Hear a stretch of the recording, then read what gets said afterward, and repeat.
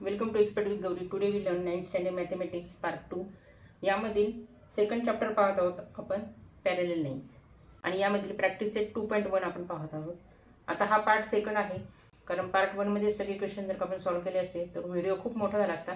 त्याच्यामुळे आपण त्याचे 2 पार्ट केलेले आहेत आणि फर्स्ट पार्ट पण तुम्ही व्यवस्थित फॉलो करा, कारण की त्याच्यामध्ये basic concepts of parallel lines आपण टाकलेले आहेत. त्याच्यामुळे प्रॅक्टिस सेट सोडवायला तुम्हाला सोपं जाईल.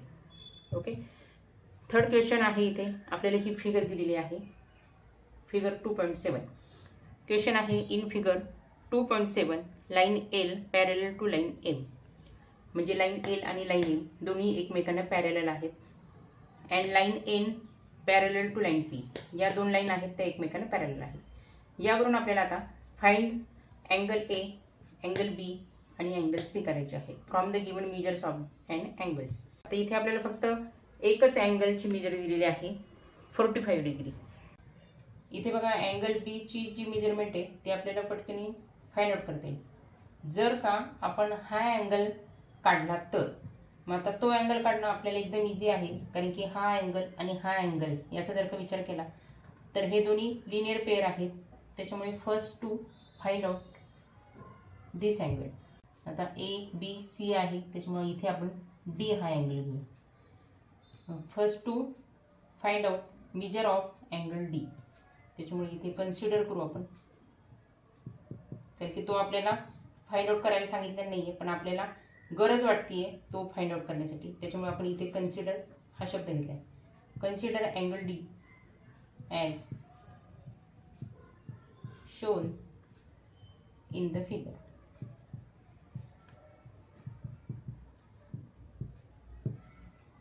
Therefore, angle D plus 45 degree is equal to 180 degree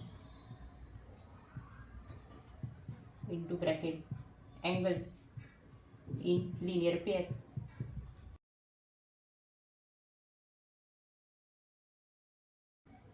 Therefore, आता यावरून अँगल डी ची मेजरमेंट आपल्याला मिळेल 180 डिग्री मायनस हा अँगल इकडे येईल 45 डिग्री. देअरफॉर अँगल डी मिळाला आपल्याला 180 मायनस 45 मीन्स 135 डिग्री. आता या अँगलचा आपल्याला विचार करावा लागतोय, त्याच्यामुळे ह्याला आपण 1 नंबर देऊया, म्हणजे पुढच्या सोल्युशनमध्ये आपल्याला ह्याचा वापर करून घेता येईल. First angle B is equal to what हा काढायचा आहे.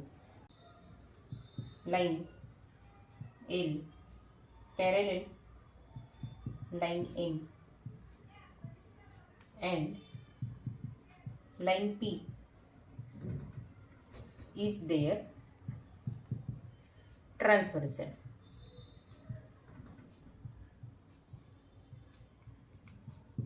Therefore, angle B is equal to angle D. याचं कारण लिहूया ब्रॅकेटमध्ये करस्पॉन्डिंग अँगल्स.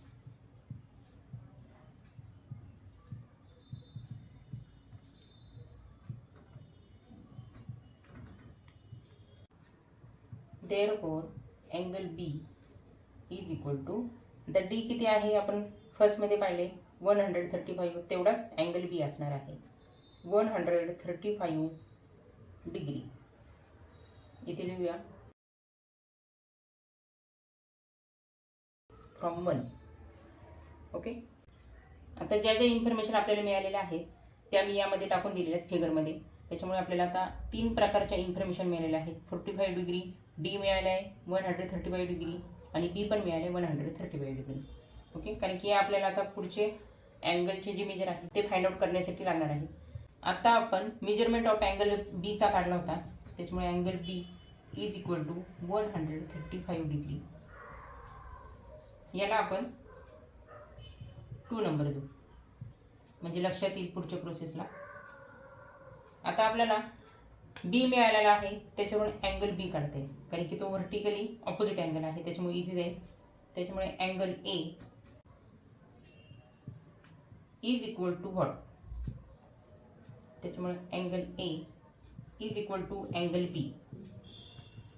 ओके, ब्रॅकेटमध्ये लिहूया व्हर्टिकली ऑपोजिट अँगल्स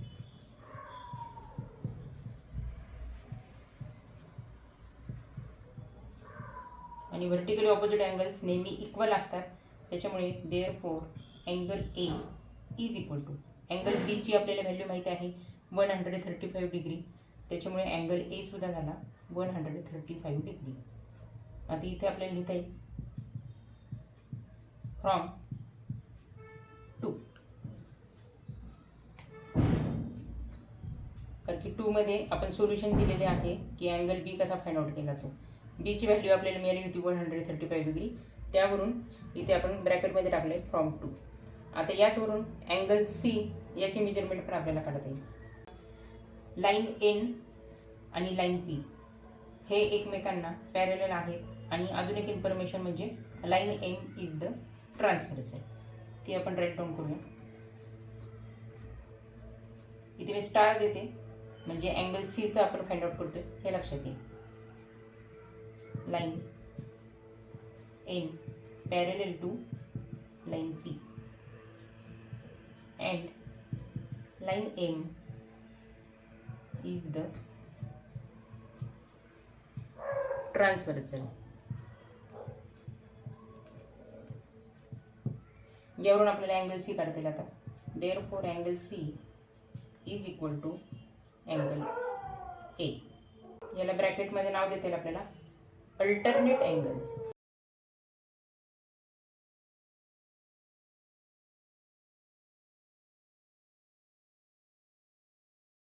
बेसिक कन्सेप्टमध्ये आपण पाहिलेत बघा, अल्टरनेट अँगल म्हणजे कसे, जर का झेड जर का असेल, आता इथे अँगल सी आणि अँगल ए आहे, म्हणजे अँगल सी आणि अँगल ए असा शेप तयार होते बघा, म्हणजे झेड झालेला आहे. आता झेडचे हे जे टोक आहे त्याच्या आतील जे अँगल असतात ते इक्वल असतात, त्यावरून त्याला म्हणतात alternate angles. Therefore angle C is equal to angle A ची व्हॅल्यू आपण काढली 135, इथं पण लिहून ठेवू आपण, त्याच्यामुळे लगेच लक्षात येईल angle C is equal to 135 degree.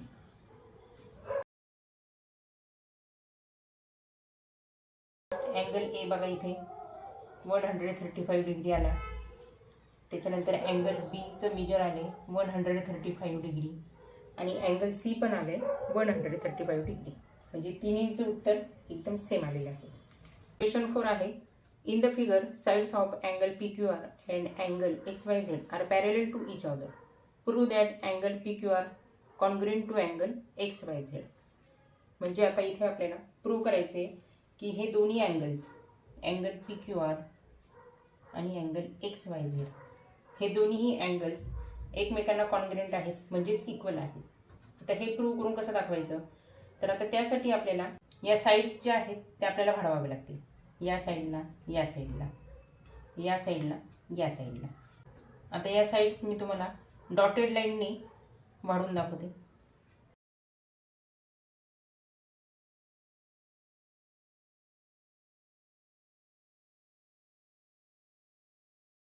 आता लाईन वाढवण्याचे जे काम केले त्याला म्हणतात कन्स्ट्रक्शन. आता आपण प्रूव्ह करूया की angle PQR is congruent to angle XYZ. मग त्यासाठी आता इथे बघा आपल्याला रे म्हणावं लागेल, कारण की इथे डॉट दिलेला आहे त्यांनी आणि हा डॉटपासून ही लाईन इकडे जाते आणि ही लाईन तिकडे जाते, त्याच्यामुळे आपल्याला इथे रे म्हणता येईल. त्याच्यामुळे let ray XY intersect ray QR at M. Ray XY बघा, हा XY रे जो आहे तो रे QR ला इंटरसेक्ट होत आहे ॲट पॉइंट M. ह्याला नाव द्या M. इकडे नाव द्यायची गरज नाही, कारण की हे मी तुम्हाला एक कन्स्ट्रक्शन म्हणजे काय असतं ते दाखवलेले आहे, त्याच्यामुळे इथे वेगळं नाव द्यायची आपल्याला गरज नाही. ओके, कारण की त्याचा आपल्याला या क्वेश्चन सॉल्व्ह करताना वापर करायचा नाही आहे. X Y आणि M हे सर्व जे पॉईंट आहेत ते एकाच लाईनीवर आलेले आहेत आणि त्याचप्रमाणे क्यू एम आणि आर हे सुद्धा एकाच लाईनीवर आलेले आहे. आता क्वेश्चनमध्ये बघा आपल्याला गिवन इन्फॉर्मेशन काय काय दिलेली आहे. तर sides of angle P Q R म्हणजे पी क्यू आर याचे जे साईड्स आहेत त्या पॅरलल आहेत अँगल एक्स वाय झेडशी. म्हणजे एक्स वाय हा जो रे आहे तो पॅरलल आहे पी क्यू या रेला. त्याचप्रमाणे झेड वाय हा जो रे आहे तो पॅरलल आहे रे आर क्यूला. मग ते आपण राईट डाऊन करून घेऊ. Ray Y Z parallel to ray Q R. इथे सुद्धा आपण रेचाच विचार करूया. Ray X Y is the transversal. मग इथे लिहू आपण ray X Y is the transversal.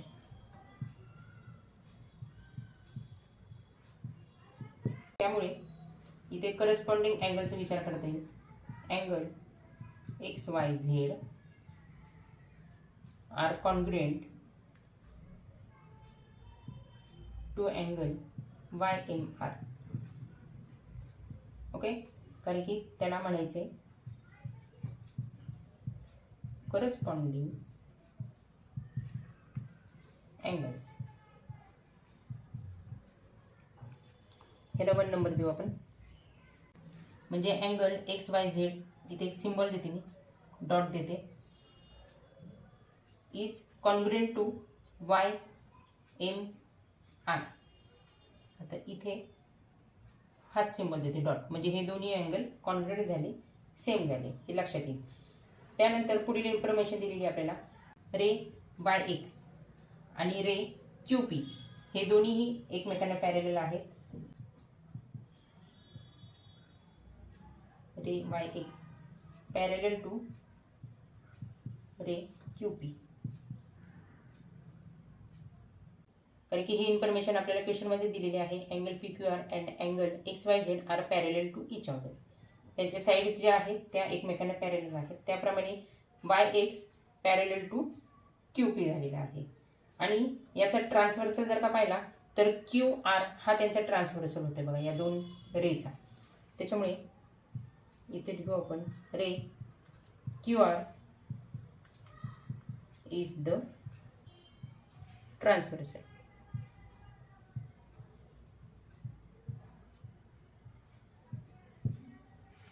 मग त्यावरून आपल्याला angle Y M R congruent to angle P Q M असं मिळते. कारण की करस्पॉन्डिंग झालेत, करस्पॉन्डिंग अँगल्स. याला 2 नंबर देऊ आपण. अँगल वाय एम आर आणि अँगल पी क्यू एम हे सुद्धा एकमेकांना एकरूप आहेत, कॉन्ग्रुएंट आहेत. म्हणजे इथे सुद्धा डॉट देऊया.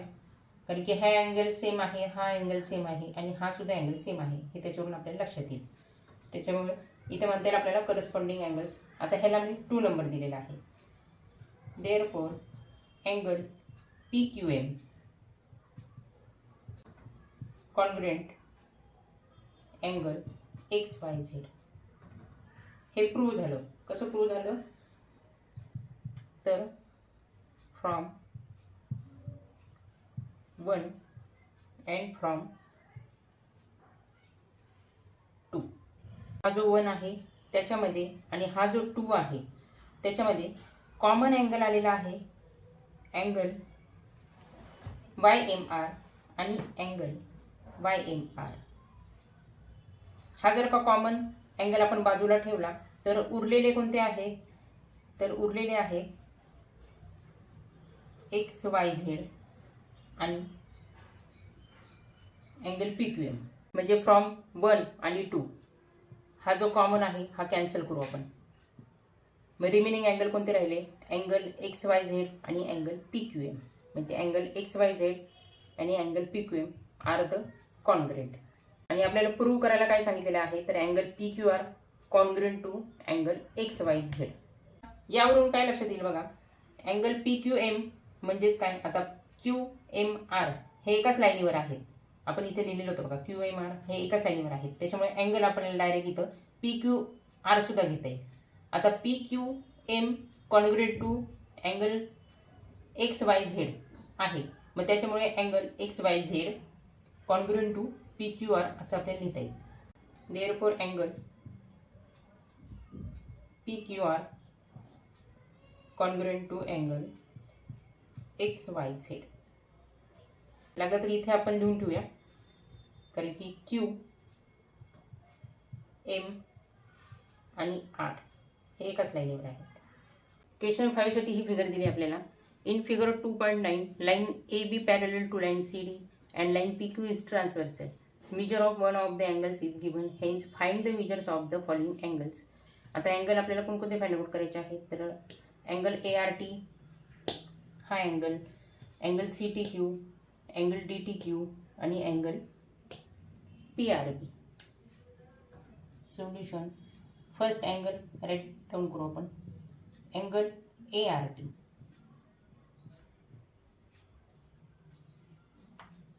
आता फक्त एकच इन्फॉर्मेशन दिलेली आहे आपल्याला.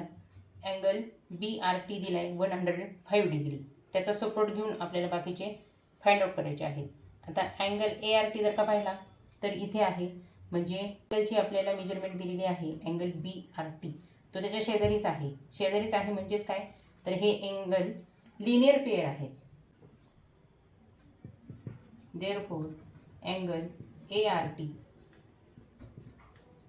Plus angle BRT is equal to 180 degree. कारण पण लिहायचं आहे आपल्याला इथे. Angles in a linear pair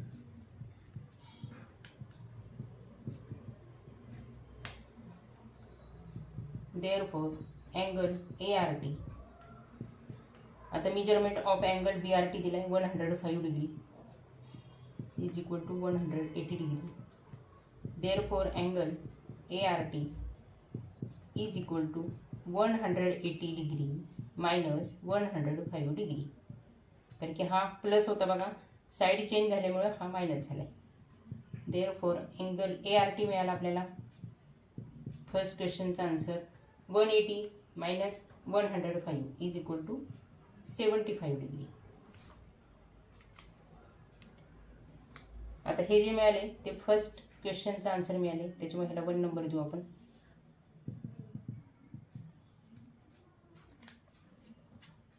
त्याच्यानंतर सेकंड विचारले आपल्याला अँगल CTQ. आता अँगल CTQ पाहिला तर इथे आहे आणि ही इन्फॉर्मेशन आपल्याला मिळालेली आहे 75 डिग्री. त्याच्यामुळं हा अँगल आपल्याला व्यवस्थित फाइंड आउट करता येईल, कारण की हे दोन्हीही करस्पॉन्डिंग अँगल आहेत. त्यामुळे फर्स्ट आपल्याला जे दिले ते लिहून घेऊया. क्वेश्चनमधलं line AB parallel to line CD आणि त्याचा ट्रान्सव्हर्सल दिले आपल्याला लाईन PQ. त्याच्यामुळं and line PQ is the transversal. Therefore angle CTQ. आता हे दोन्ही अँगल एकरूप होतील, कॉन्ग्रुएंट होतील, त्याच्यामुळे अँगल ART इथे लिहूया आपण corresponding angles.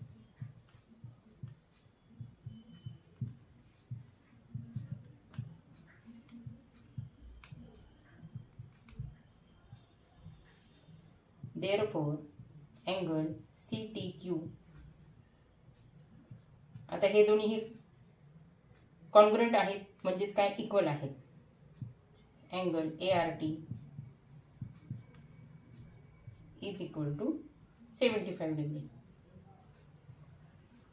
As per the from 1. Third angle दिलाय आपल्याला काढण्यासाठी अँगल DTQ, म्हणजे इथला अँगल आपल्याला काढायचा आहे. आता किती सोपा जाईल बघा. आता CTD हे लाईनियर आहेत आणि त्याच्यावरतीच जे सी डी ही एक लाईन आहे, त्याच्यावरती आपल्याला हे 2 अँगल्स मिळालेले आहेत, अँगल CTQ आणि अँगल DTQ. त्याच्यामुळे लायनियर पेअरचा उपयोग करून आपल्याला हा सहज फाइंड आउट करता येईल. त्याच्यामुळे आन्सर येईल therefore angle DTQ plus angle CTQ is equal to 180 degree. Therefore आता इथं पण लिहूया आपण angles in a linear pair. DTQ आपल्याला फाइंड आउट करायचं आहे. Therefore angle DTQ plus CTQ आपल्याला माहिती आहे 75 degree is equal to 180 degree. Therefore angle DTQ is equal to आता 75 यामधून आपण मायनस करू 180 degree minus 75 degree. Therefore measurement of angle DTQ मिळाला आपल्याला 180 minus 75 is equal to 105 degree. आता थर्ड क्वेश्चनचा आन्सर मिळाले, त्याच्यामुळे इथे आपण थर्ड नंबर देऊ. Angle DTQ is equal to 105. आता लास्ट क्वेश्चन या प्रॅक्टिस सेटमधील फाइंड आउट करायचं आपल्याला अँगल PRB. आता PRB इथे आहे, तो सुद्धा सहज आपल्याला फाइंड आउट करता येईल. आता या क्वेश्चनमध्ये 2 अँगल आपण फाइंड आउट केलेले आहेत लायनियर पेअर मेथडने. आता इथे थोडंसं डिफरंट घेऊ इथे, कारण की इथे बघा आपल्याला ART माहीत आहे 75 डिग्री. मग आता ARTचा व्हर्टिकली ऑपोजिट अँगल आहे PRB, त्याच्यामुळे त्याचा यूज इथे आपण करूया. Therefore angle PRB is equal to angle ART. इथे लिहूया vertically opposite angles.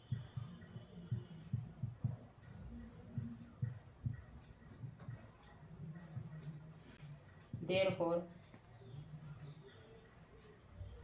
Angle ART माहिती आपल्याला 75 degree. Therefore angle PRB is equal 75 degree. इथे लागलं तर आपण कंसात लिहूया ॲज पर सोल्युशन ऑफ